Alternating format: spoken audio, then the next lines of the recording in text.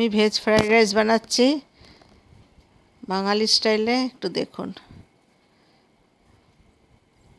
তেল আর একটু ঘি দুটো মিক্সড করে তার মধ্যে ড্রাই ফ্রুটসগুলোকে ভেজে তুলতে হবে।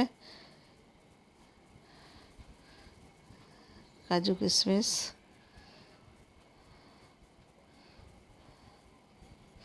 তারপরে তেজপাতা, আস্ত গরম মশলা, দারচিনি, এলাচ, লবঙ্গ, গোলমরিচ আস্ত,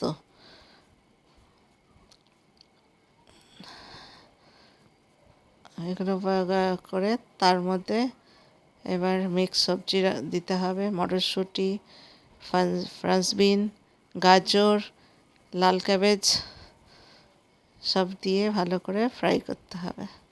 গরম মশলা, আস্ত গরম মশলা দেওয়ার পর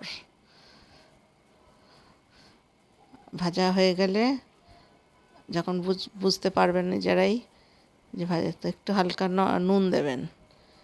আর বাসমতি চালটাকেও আগে থেকে ভাতটাকে বানিয়ে রেখে দেবেন, তার মধ্যে একটু নুন দিয়ে। এবার ভাজা হয়ে গেলে ভাত দিয়ে দেবেন, বাসমতি চালের ভাত দিয়ে এবার ভাজা ভাজা করতে হবে স্লো আঁচে। ভাজা ভাজা হয়ে গেলে একটু সামান্য চিনি, কেন বাঙালি ফ্রাইড রাইস তো, একটু নামমাত্র টেস্টের জন্য চিনি, মিষ্টি হবে না কিন্তু এটা টেস্ট আসবে। তারপরে ভাজা ড্রাই ফ্রুটসগুলো দিয়ে ভালো করে নাড়াচাড়া করুন স্লো আঁচেতে।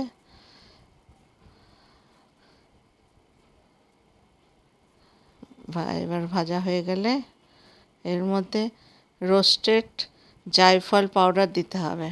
জায়ফলটাকে টুকরো করে একটু সেঁকে নিয়ে তারপরে ওটাকে পাউডার বানিয়ে নিতে হবে। সেন্টের জন্য জায়ফলের পাউডার, রোস্টেড জায়ফল পাউডার দিয়ে নাড়াচাড়া করে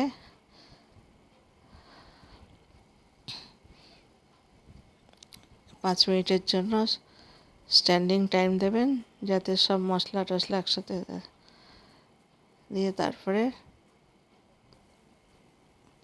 প্লেটে দিয়ে দিয়েছি। রেডি হয়ে গেছে ভেজ ফ্রাইড রাইস। যে কোনো জিনিসের সঙ্গে খাবেন, ট্রাই করবেন।